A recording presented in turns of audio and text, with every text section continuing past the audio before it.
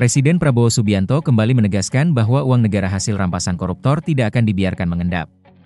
Dana yang berhasil dipulihkan itu, kata dia, harus segera dikembalikan ke rakyat melalui program-program pemerintah.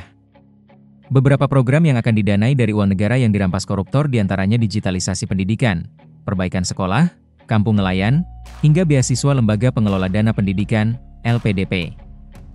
Tidak hanya itu, uang pengganti dari koruptor juga akan digunakan untuk membayar utang kereta cepat Jakarta-Bandung, KCJB, atau WOS. Pada 20 Oktober 2025, Presiden Prabowo memastikan uang hasil korupsi ekspor minyak sawit mentah atau crude palm oil, CPO, dapat dipakai untuk merevitalisasi ribuan sekolah. Presiden RI menegaskan ini usai menyaksikan seremonial penyerahan uang 13 triliun rupiah hasil korupsi ekspor CPO dari Kejaksaan Agung, Kejagung, ke Kementerian Keuangan, Kemenkeu. Menurut Prabowo, uang senilai 13 triliun rupiah ini bisa dipakai untuk memperbaiki 8.000 sekolah, jika tidak dikorupsi.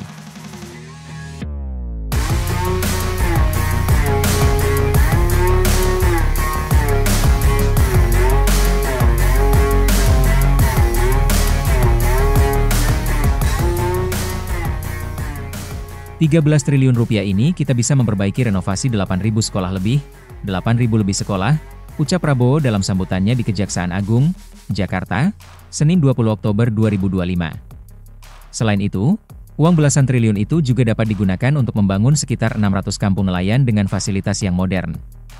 Pada hari yang sama namun pada kesempatan terpisah, Prabowo juga menyatakan agar sebagian uang sitaan kasus korupsi CPO disisihkan untuk beasiswa LPDP.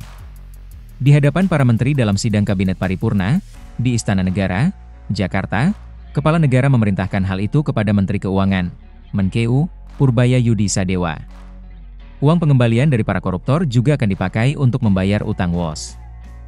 Prabowo memastikan pemerintah punya uang untuk membayar utang WOS.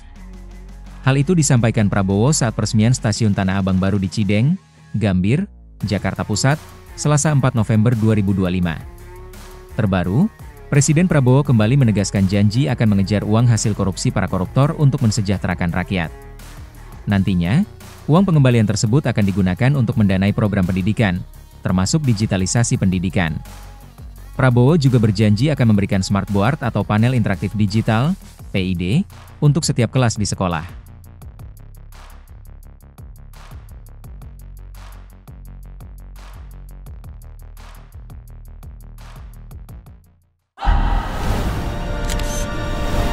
Tribun X menghadirkan lokal menjadi Indonesia.